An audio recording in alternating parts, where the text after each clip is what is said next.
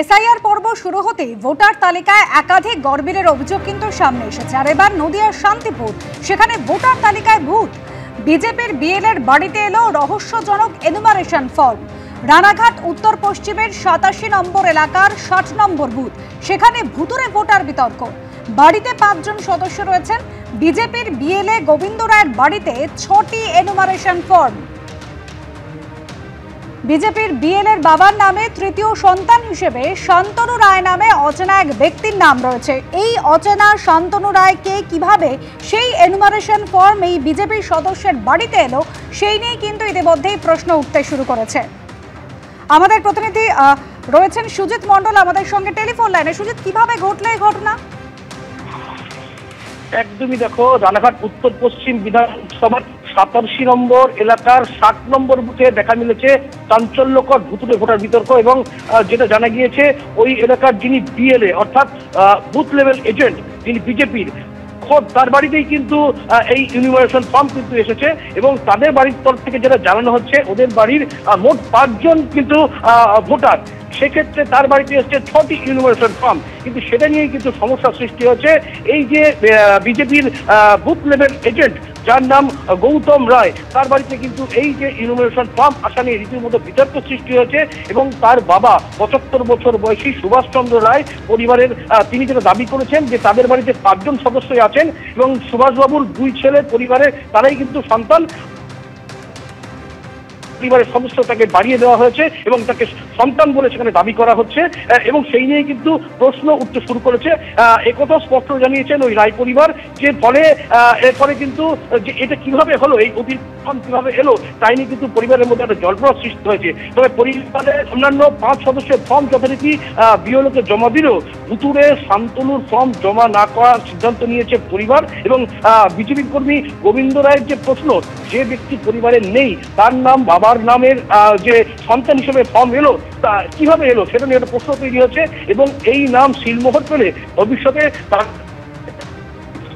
নিয়েও কিন্তু দাবিদার হয়, তাই নিয়েও কিন্তু পরিবারের মধ্যে একটা দুশ্চিন্তা। একেবারে সুজিত, তুমি আমাদের সঙ্গে থাকো। অর্থাৎ বাড়ির মালিক তিনি ঠিক কি অভিযোগ করেছেন এবার একবার দেখুন।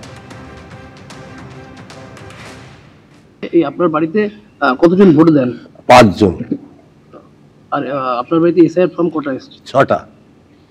একটা এক্সট্রা আসছে আমার সন্তান হিসেবে। আমরা তো চিনিই না, আমার বাড়ির সদস্য কেউ চেনে না, আমার আশেপাশে, আমার গ্রামে বা আমার অঞ্চলে কেউ। আমার 2টো ছেলে, সবাই চেনে এলাকা, যে ওনার 2টো ছেলে। বলা লাগে না, ওদের বলা যাবে। যার নাম এসেছে তার নামটা কি নাম এসেছে? শান্তনু রায়। এই শান্তনু রায়ের সাথে আপনার কোনো দিনও দেখা নেই বা জানাও নাই। ফালতু একটা জিনিস, এ কারা করেছে তাও জানি না, ভোট দেয় কিনা তাও জানি না। বিভ্রান্তির মধ্যে যে আর একটা সন্তান আমার কোথার থেকে, আমার তো মান সম্মানের দিকেও একটু লাগে। গৃহকর্তা বলছেন তার 2 ছেলে এবং তার 2 ছেলে এনুমারেশন ফর্ম ফিল আপ করে ইতিমধ্যে জমাও দেওয়া হয়ে গেছে। তাহলে এই তৃতীয় সন্তান শান্তনু রায়, সে কোথা থেকে এলো এবং তার নামে এনুমারেশন ফর্ম তার বাড়িতে এলো কি করে, সেই নিয়ে কিন্তু ইতিমধ্যে জল্পনা তুঙ্গে। বিজেপির বিএলএ পরিবারের তরফ থেকে বলা হচ্ছে যে তাদের বাড়িতে 5 জন লোক আছে। এনুমারেশন ফর্ম জমা দেওয়ার পর হঠাৎ অভিযোগ তুলে এই রহস্য তৈরি করা হচ্ছে। এই নিয়ে আক্রমণ সারিয়েছে তৃণমূল কংগ্রেসও। আমাদের তো 2 ভাই, আমরা ফ্যামিলির 5 সদস্য।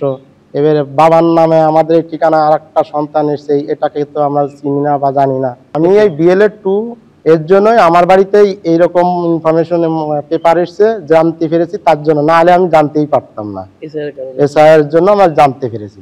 সমস্যা কি হতে পারে? সমস্যা, আমরা 2 ভাই, একেতে বাবার সম্পত্তি আছে, ভবিষ্যতে দেখা গেল বাবা মারা গেল, তখন সে দাবিদার করতেই পারে, তখন তো আমাদের একটা বিভ্রান্তি সৃষ্টি হয়ে যাবে। আমরা বিডিওকে জানিয়েছি, বিলাংটাই জমা দিতে বলছেন। শান্তিপুরের বিডিও যদিও আশ্বাস দিয়েছেন গোটাটাই তদন্ত করে দেখা হবে। শান্তনু রায় নামে একজন মানুষের একটি ফর্ম নিয়ে শুনলাম, যিনি 87 পার্টের, আমাদের 87 বিধানসভার 60 নম্বর পার্টের হয়তো বাসিন্দা নন, ভোটার নন। তার ফর্মটা বিএলও কাছে চলে গেছিল। এবার 87 পার্টের যদি না হন, 86 বা অন্য কোনো পার্টের হয়, সেই শান্তনু রায়কে আমরা ফর্ম পৌঁছে দেবো। এমন কিছু জটিল বিষয় নয়। উনি যদি ওখানকার ভোটার না হন, ওখানের যে ড্রাফট রোলটা আমাদের বেরোবে, সেই ড্রাফট রোল থেকে তার নাম বাদ যাবে। পরে উনি যেখানকার ভোটার সেখানে নিশ্চয়ই নাম তুলে নেবেন। ঘটনাকে ইতিমধ্যেই কিন্তু রাজনৈতিক চর্চাও শুরু হয়ে গিয়েছে। এনুমারেশন ফর্ম দেওয়ার পর হঠাৎই অভিযোগ তুলে রহস্য তৈরি করা হচ্ছে। তৃণমূলের তরফ থেকে যখন এই দাবি করা হচ্ছে, পাল্টা বিজেপির দাবি এই সমস্ত ভুল সংশোধনের জন্যই এসআইআর প্রক্রিয়া। কালকে আমি শুনেছি ওই রকম যে একটা ব্যক্তি আছে তার ফর্মটাও এসছে সেই বাড়িতে।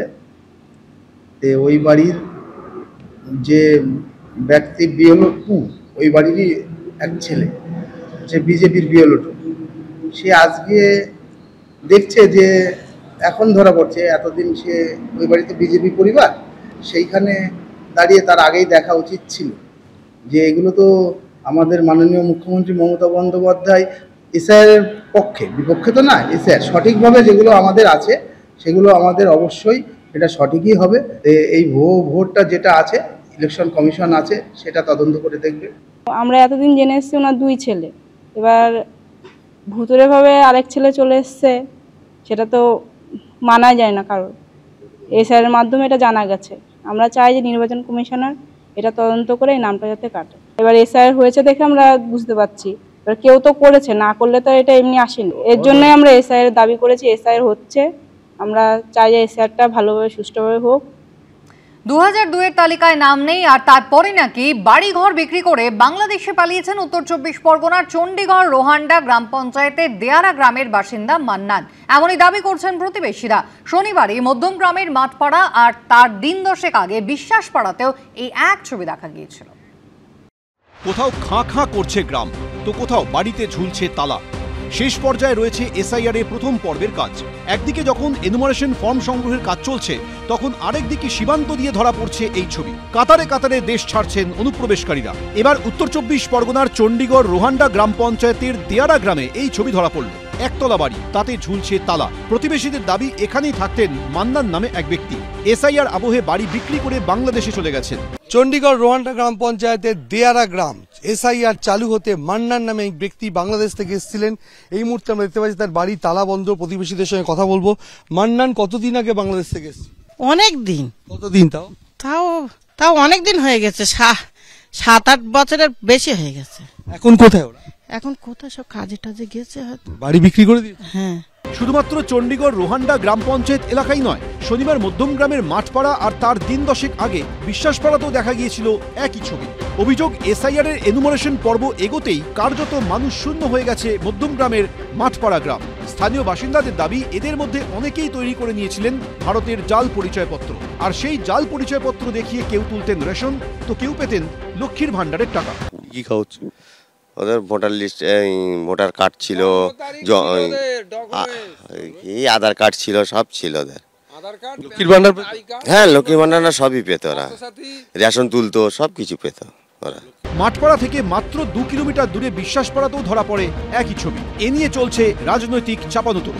জলের পোকা জলে যা, আমার স্লেট শুকিয়ে যা, যত পোকা বাইরে চলে যায় তত ভালো।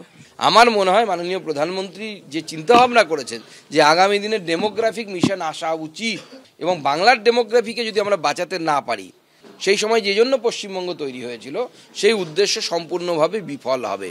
বাংলাদেশের লোক চলে গেছে, এর আগেও আমি এক জায়গায় শুনেছিলাম, কিন্তু তারা পরে শোনা গেল তারা সুন্দরবনের লোক, তারা সেখানে চলে গেছে। তবে আমার এইভাবে জানা নেই যে বাংলাদেশের লোক কেউ একটা বিক্ষিপ্তভাবে কেউ বাড়ি করতে পারে, কিন্তু কোনো ডকুমেন্টেশন না থাকে, যা ব্যবস্থা তাই হবে। গত কয়েকদিনে মধ্যমগ্রাম থেকে মাত্র 20 মিনিটের দূরত্বে বিরাটি, বিশরপাড়া সহ বিস্তীর্ণ অঞ্চলে গৃহ সহায়িকাদের কাজ ছাড়ার হিড়িক ছিল নজরে পড়ার মতো। সমীরণ পাল, দীপক ঘোষ, এবিপি আনন্দ, উত্তর 24 পরগনা। এবিপি আনন্দ, এগিয়ে থাকে, এগিয়ে রাখে।